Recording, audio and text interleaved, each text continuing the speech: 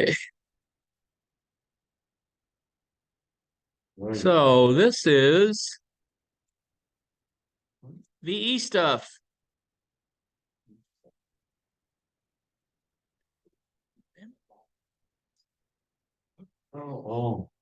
I'm reading the permission rule, but it's Well, yeah, it's all under. right. Uh-oh, I got that message again. What do I? But it's going away on Zoom. All right. Jamaica. I bet that's a good one. The country? Yeah. That's something you know. Oh, all I right. just want you to send that $3,000 to the account Anna Mercedes. so you can get the mill. Well, it's like when Yeah. high school calls you. Well, it's usually multiple million.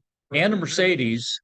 So I ask them what color it is, and then I want a different color, and I keep them on for a half hour if I can, and then they finally curse at me.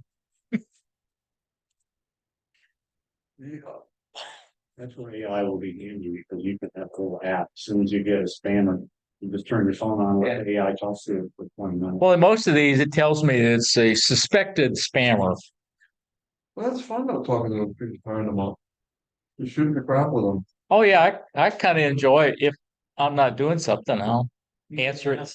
You could ask Jesse if he still sees it without a Oh, Jesse, box in front of it. Yes, are you still seeing the screen? I don't see anything on it right now. Okay, I guess that's what that little red thing is. All right.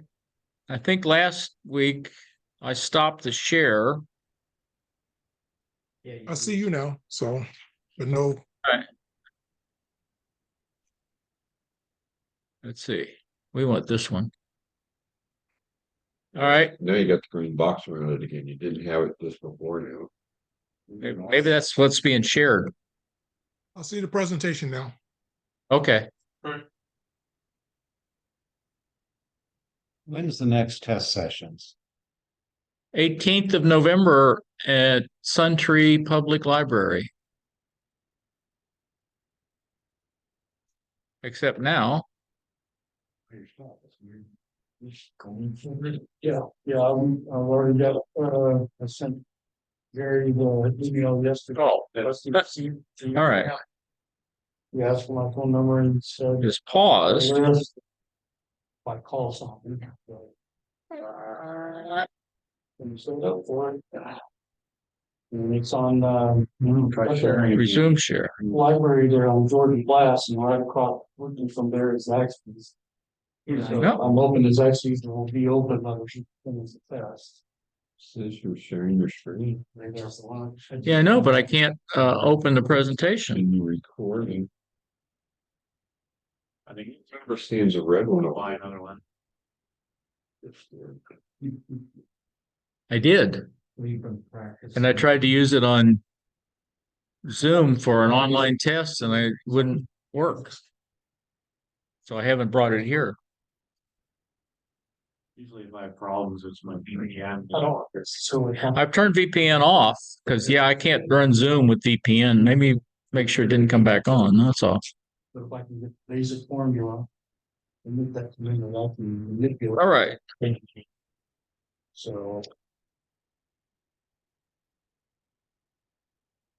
We'll try it again. Doing practice segments all along the way. Maybe it's because it's already up. Yeah, you might have to close those. QRZ, I took a couple of practice tests this week. And I'm scoring above matching the other practice tests. All right. So. Yeah, I'm gonna have to try a few sessions at the same time. Even in the ball. Seems like every time stuff creeps and takes you reports. Oh yeah. So that one. Ah, There you go. all right. Are we still shared? No.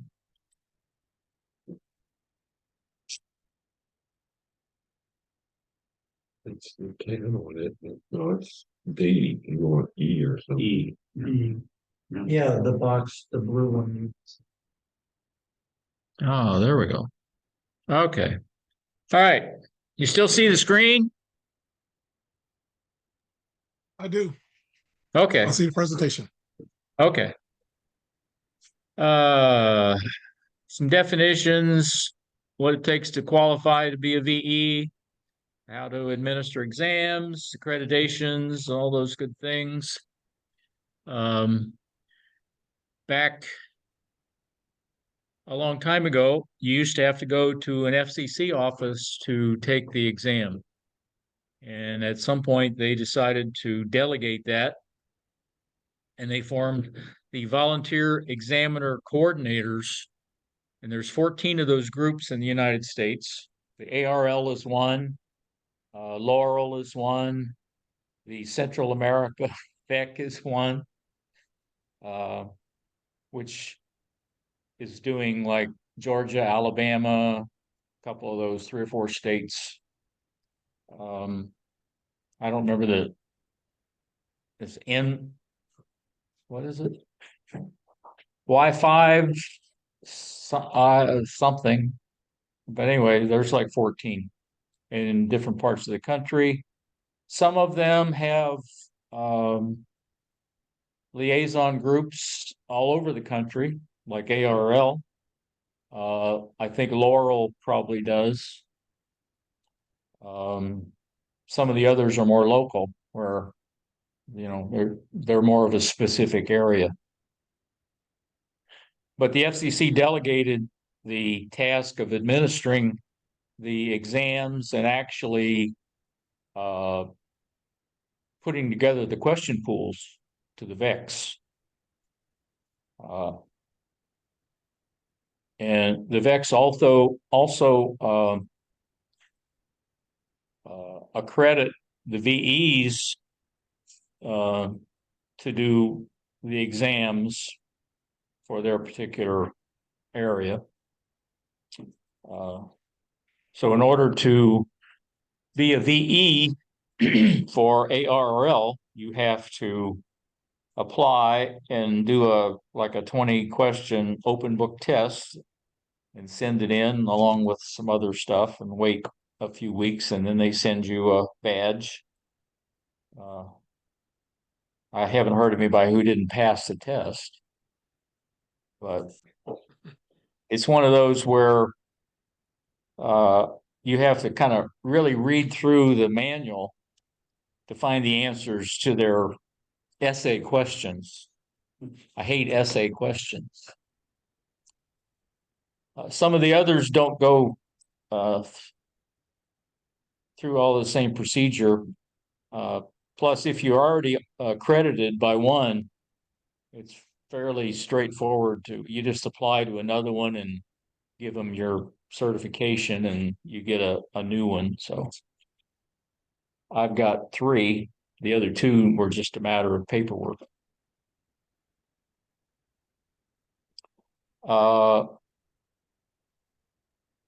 And the VEX are the ones, not the FCC, who actually create and maintain the question pools.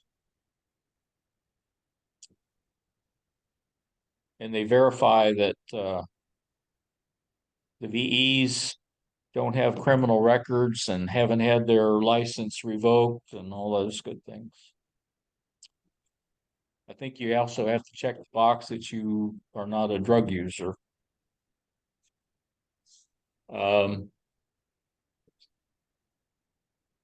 So in order to become a VEC, which you could start one on your own, you have to go set up an agreement with the FCC for them to approve it and follow all the VEC terms.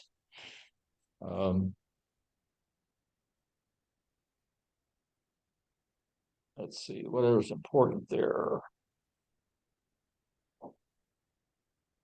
You have to ensure that for any examination, every examinee is qualified under the rules, and you have their proper ID and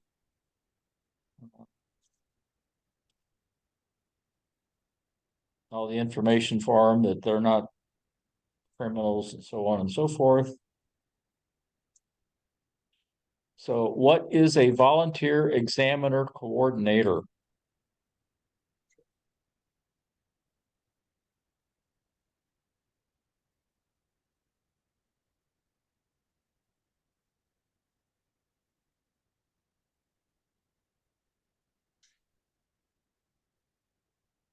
There's only one answer. VEC's not a person. Sounds like it. doesn't it? I know. I think that's why they did the question. Because this coordinator sounds like a person. That's. Right, okay. Well, there's currently 14, but Yeah. it's not limited. Right. You could get a group together and apply to be a VEC.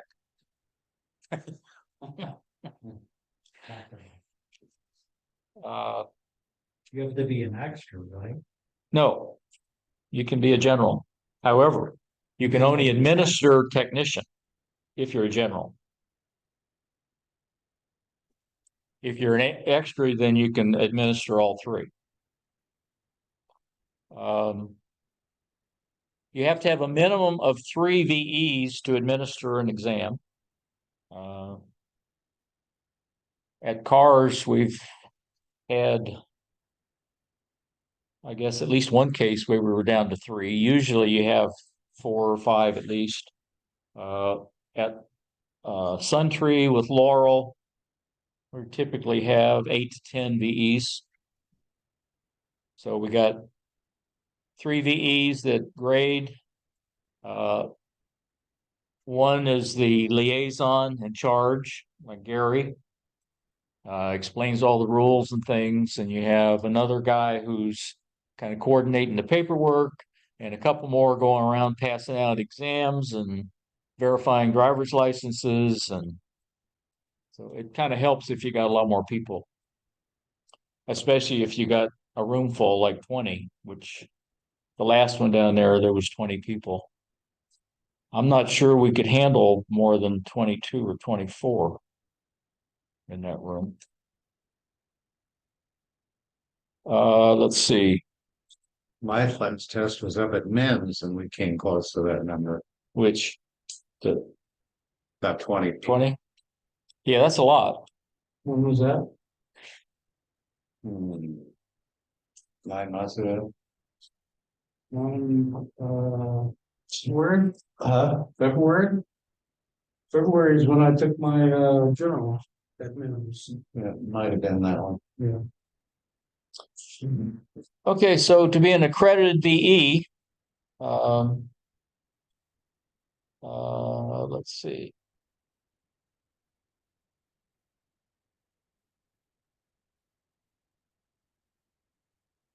What is this? Does not accept voluntary or uncompensated services of the person. I'm not really sure what that one means. They have to consider you that you're competent, which I guess they do by when you fill out that kind of open book test and the other stuff, that you're at least halfway competent.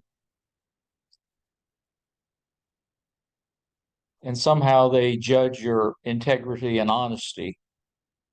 I'm not sure how that accomplishes either, but supposed to do that. And the question pools, and this one I didn't know. I kind of always wondered where the number came from. But according to the rules, the question pool has to be 10 times the number of questions on the exam. So in case of technician in general, it has to exceed 350, and it's a little over 400. And on the extra, since there's 50, I think this current one is 622 questions. So they all exceed the times 10. It says every question on the pool has to be prepared by a VE, but they do allow people to submit questions during the pre new question pool coming out. And I guess if those are accepted, they're actually, I don't know that you have to be a VE to submit a question. I'm not sure about that. And they do publish. Yeah. Who actually prepares the exam? Does the VEC prepare exams or is that the FCC? The VEC. Oh, they The come, they take VEC. questions. So they have tools to come up with a specific test that was going to be taken. Yes. In fact, what they send out are, in the case of ARRL, I think we get about 10 different versions of the exam. So when you go take it, you'll get one of those, and we make sure that the person sitting next to you gets a different version of the exam. Okay. But there's a limited number that are actually produced. The difference is for the online exams, they're done real time, and it's totally random. So you would never get the same exam twice doing it online. Whereas if you went back every month and took the same exam over and over, you could get the same exam more than once. Which is another reason why for the in-person exams, there's a limit on how many times you can retake the exam, because of the fact if you sat there and kept retaking it, eventually you'd either get one you could pass or you get the same one again. Assuming that we would remember it. Yeah. That you would be doing better. You don't have to take it 10 times, but if you have to take it 10 times, maybe you just shouldn't be doing it. And if it's ARL, you're going to pay 10 times. Well, people, if you take it 10 times, the 11th one has to be One that you pick. one you pick. Yeah. If not, before that. Okay.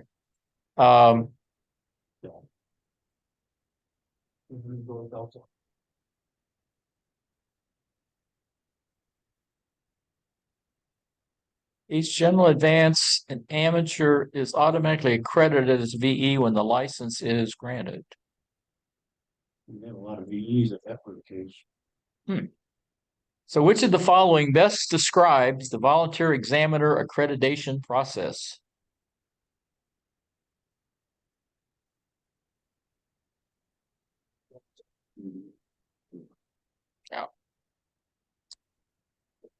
Who does Part 97 task with maintaining the pools of questions for all U.S. amateur license examinations? And they put the S on, so it's plural. All 14 of them.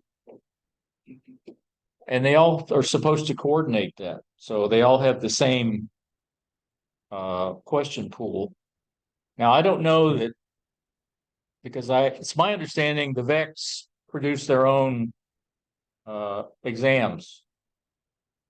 So the Laurel ones might be different than the ARL. I mean, the same out of the same question pool, but the same mix of questions. You wouldn't necessarily get the same exam at Laurel that you get at ARL. And then the FCC has to take and determine, did they properly interpret the mumbo jumbo of the regulation? No, the FCC just verifies their money. Yeah.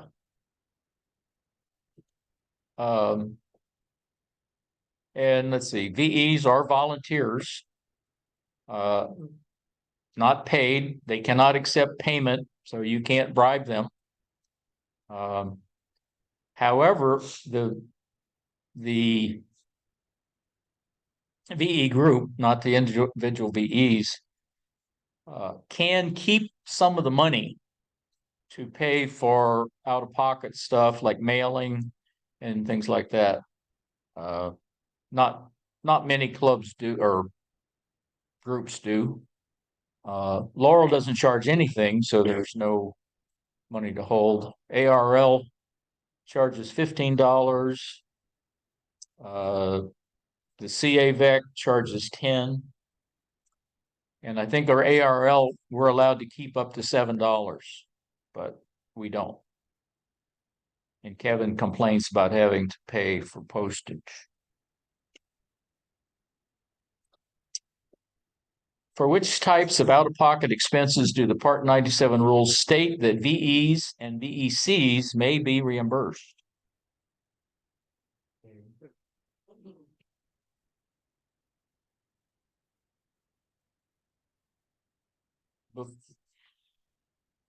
Okay, so normally you have a person called the VE liaison who's sort of in charge, and they actually go through and give all the instructions on how to take the exam and not having notes, things like that. Don't write on the exam book, write on the back of the answer sheet. Make sure that the calculator is cleared of memory and all those kind of things. Are you allowed to bring clear paper for doing your math stuff? You can, but you don't necessarily need to, because the answer sheet is an 8.5 by 11 is blank on the back. So if you need more than one sheet of paper, you got a problem anyway. Or you write really big. Well, there's a So- lot of potential math questions, Yeah. But and it involves equations. And some of them there's one or two of them you can derive the equation. There's one like that where you can derive it. right. You got the general equation, then you got to solve for one of the variables, Right. depending on how you remember it. But remember, on those, you only get one question from each group. So that, the groups in sub-element 5, where most of the math stuff is, equations, there's only 6 groups in there. So worst case is you're going to get 6 equations out of that sub-element. And the odds are you only get a couple. So they don't normally, the exams don't normally have a lot of those questions unless you get the exam from hell. Which Bob has promised us for next week. Right. They talk about the administering VE, or actually VEs, because if you're grading the exams, you're an administering VE. And we have to watch all 20 people and make sure they're not cheating. It's easier to do on the online exams because we have a camera there to watch them. Now, I've never seen it where the VE has had to terminate somebody's exam because of, I guess, them cheating or something. Now, the one thing I know at Suntree, the rules are if you have to leave the room, go to the bathroom, make a phone call, whatever, exam's over. So that's something to keep in mind, is hit the bathroom before you go in.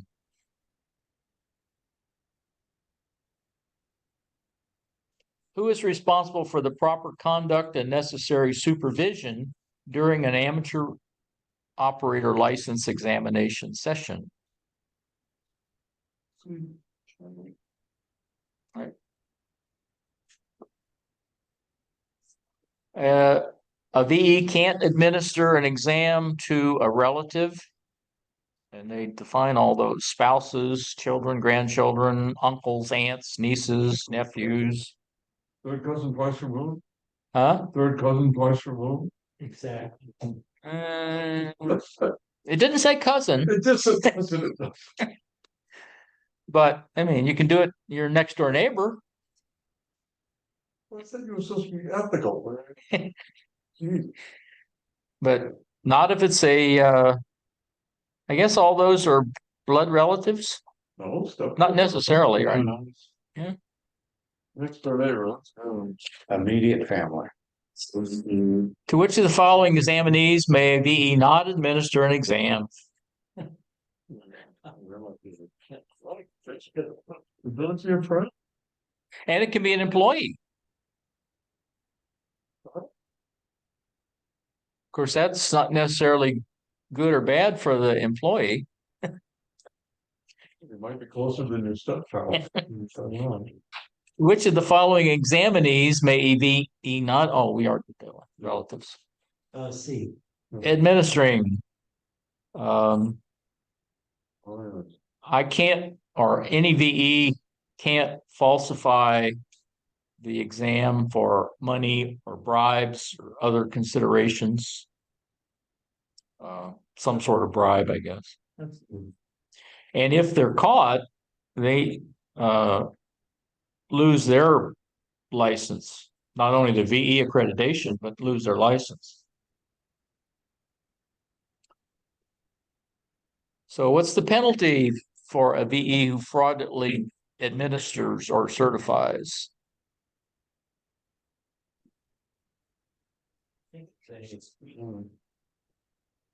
Yeah, they don't fine you, Or prison, no. huh? Or in prison. Or in prison. answer's A, but it should be. Not yet. Yeah. Okay, so you have to watch all the examinees and you're responsible and you got to terminate if you find somebody doing wrong. Like leaving the room. Checking inside of their hand every 5 Yeah. minutes. Or I don't know if you have smartwatches. yeah, actually, we don't check for those. I have, could have all the answers on my phone. I know, but you can't use your phone. So you bring your smartwatch. Yeah, but it's pretty small. That would take some training to. I think we'd catch on. I think we'd see that. Oh, right. What should a VE do if a candidate fails to comply with the blah, blah, blah?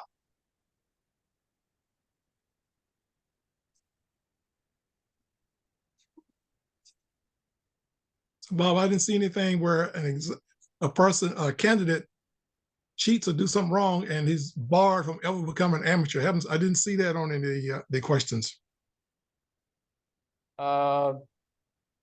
His exam's terminated. I don't know that there's any penalty beyond that.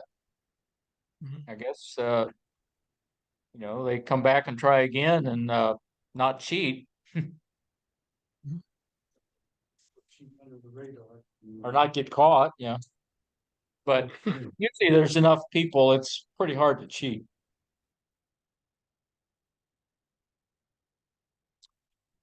Okay, so on to completion, you got to have 3 VEs that actually sign off on the test sheet or the answer sheet and all verify that they come up with the same number of correct and incorrect answers and that they had a passing score of 74%, which is you can miss 9 on the tech in general and you can miss 13 on the extra.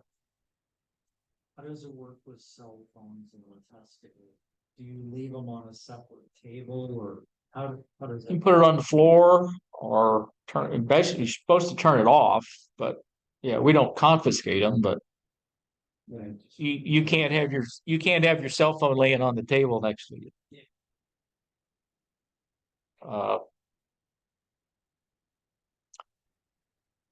And you have to have 3 VEs that sign off on the 605 and the CSCE. If the candidate doesn't pass, the application gets returned. Yes. Return to the examiner. Yes. It does not go to the FCC. And actually, there's a 605 form, which gets filled out before you start. And that's where you need your FRN number, and we verify your ID, usually with driver's license, so that it matches the address on the 605. In the case where it doesn't match, you need to have some explanation as to why your driver's license or whatever ID you're using doesn't match with what you put on the form. And that's happened in a couple cases. And I know in one, Gary actually knew the guy and knew why the address was different. But you'd have to be able to explain that. So that goes forward. A copy of the CSCE, which you get a copy of, which is your certificate of successful completion of examination, which is good for a year, shows that you passed the test. So if anything would happen, that's your verification that you passed the exam. And your answer sheet and all that stuff gets packaged up and gets sent to the VEC. And then it gets put into like a digital form and sent to the FCC. It's happening fairly quick now. If you go Laurel on Saturday, you'll show up on Monday in the database. If you do it online, you show up within hours. Do you get a chance to see the questions that you missed on the exam? If you do it online, you get a copy of your exam. If you do it in person, no. You do not get to see what you missed. Is there some disadvantage doing it online? It's what? Some disadvantage doing it online? No. No. You just need to meet some other requirements, like having the local video capability, you know. Well, I mean, it's on Zoom, so you have to be able to do Zoom, Right. and you have to have a cell phone or something to use as a second camera so that you can show that you don't have posters on the wall and the second screen and all that kind of stuff. Yeah. And you need a computer, but yeah. It takes about the same length of time. You do it with exam tools, which is like Ham Study. I think they're connected. And you actually do and it's actually easier because it keeps track of questions you've skipped, and it shows you the ones that you haven't answered.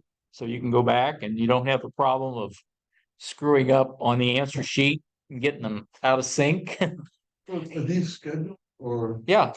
Okay, so it's not on demand, so to speak, scheduled, but Sometimes they do it on demand. Yeah. But and I think the Marshall group that I do them with is the third Thursday of the month I see.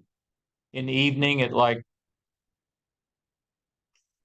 5 or 6 o'clock Eastern time. And but only have 2 or 3 people usually. And there's not enough VEs. Well, this last one we did 2 at the same time. But most of the time it may be sequential, so it takes maybe a little longer. You have to wait for the person in front of you to finish. Oh, I see, sure. If you had more VEs, you could do multiples. Let's see. We talked about passing scores. So what is the minimum passing score on all amateur operator license examinations? I think it actually comes out 74 point something. Yeah, we rounded. Just remember 9 and, well, for your 13. You can miss 13. Don't miss 14.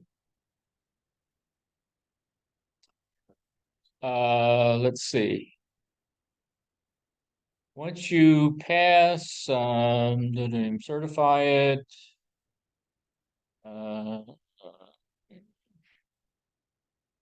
Stuff gets submitted to the VEC. What? How do you sign if you use you're allowed to use your extra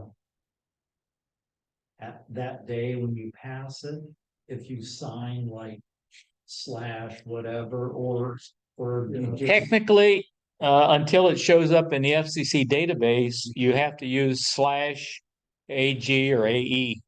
In case of extra, it would be AE, which says acting extra. Or you just wait till the following Monday and you're Right. okay. And the other. However, there's been 2 or 3 instances where the FCC has been down for a week. So The other thing is documentation to bring with you on test day. none. Testing. Do you need the FRN number? Yes, Okay, you need your FRN number. That has to go on the 605 form. you don't have to have any printed out material. You No. just need. From the aid. You can. You have to have some form of identification, usually a driver's license. You have to know your FRN number. Okay. You have to know your email, and it has to be a valid email address. Right, they changed that recently. And your address. Right. Okay. That's kind of the minimum information. You may or may not bring a calculator. In most cases, I shouldn't say that. At Laurel and Suntree, they have a basket with calculators if you forget. I don't think Kevin has any extra calculators in cars. Not that I'm aware of. I'm not aware of it. Unless So, it's in his portfolio that he brings. Slide rules. I will bring mine. There you So Abacus. we'd have at least one if somebody needs one at cars. Do you need a copy, hard copy of your license? No, But if you do, it's got your FRN on it. All right. Right. the FRN, is the access, shows where you are in the database, so that'll show whether you're currently licensed and You could. current. Couldn't you find that out on QRZ? Yeah. The FRN? Oh, no. But you can look it up on the FCC site by call sign. Right. And it's printed. The FRN numbers on I that don't know. He's on on the card. Okay, so what's so important on this? The 3 VEs we talked about, the VEs submit all the documents to the VEC. The VEC forwards it to the FCC. The FCC, well, in this case, it's an upgrade, so they won't ask you for money. If you're a technician and you do it, then the next step is they say, you owe us $35 and we won't proceed until you pay us, and you got 10 days. Otherwise, go back and do it again. So what must the VE team do if the examinee scores a passing grade on elements needed for an upgrade or new license? So that's the VEC, right? The VE team means the VEC because. No, No. the VEC is some group somewhere, Yeah, like the ARL, for instance, right. is a VEC. So up in Connecticut, I guess, But I is, thought that we looked earlier and it said that the results from the examination is forwarded to the VEC and then they Right. send it to the FCC. right. But the VE team, okay, which is the group administering the exam, okay, sends the information to the VEC. The VEC sends it to the FCC. So VEC is like the headquarters group, and and you got a bunch of VE teams. Understand that. And the VE team sends the paperwork and everything to the FCC for. No, That's what it says right there. where? Oh, I'm sorry, it's the wrong answer. Yeah. Bravo. Oh, you'll remember that one now. I was reading it as the Bravo. information. The VE, the administering VEs, well, the group, Yeah. okay. Yeah. And they're all basically administering VEs, whether you're grading or not. Only 3 of them will actually grade. Sends all the information to the VEC, and the VEC verifies it and puts it in a different format to send to the FCC. Gotcha. And I understand that they're doing that electronically now. So that the VEC to FCC is normally pretty quick. If the FCC's up. And it's been down for a week at least twice, I know of. Recently, Or unless they got the budget suspended. right? Or we have a government shutdown. Or a CR. That's right, the 17th is that. I don't know if that affects the F at night as far as administration. They'll use it as an excuse either way, Yeah, whether it does or not. So there's some government organizations that have probably been approved for keep going, right. you know, military, things like Yeah, that. the stuff we really need. Yeah. The other stuff we don't necessarily need. So why are we paying for Like it? the law. Yeah. So what must the administering VEs do after the administration of a successful examination for an amateur operator license? And just collect and Charlie. select the document. Charlie. Charlie.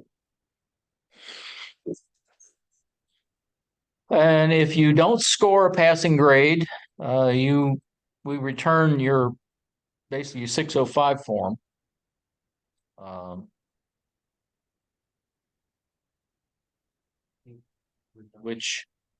Which I guess means that if you come back and take a retest at some point, you could use the same 605 because information isn't specific to that exam. It's just your FRN and address, email, all that kind of stuff.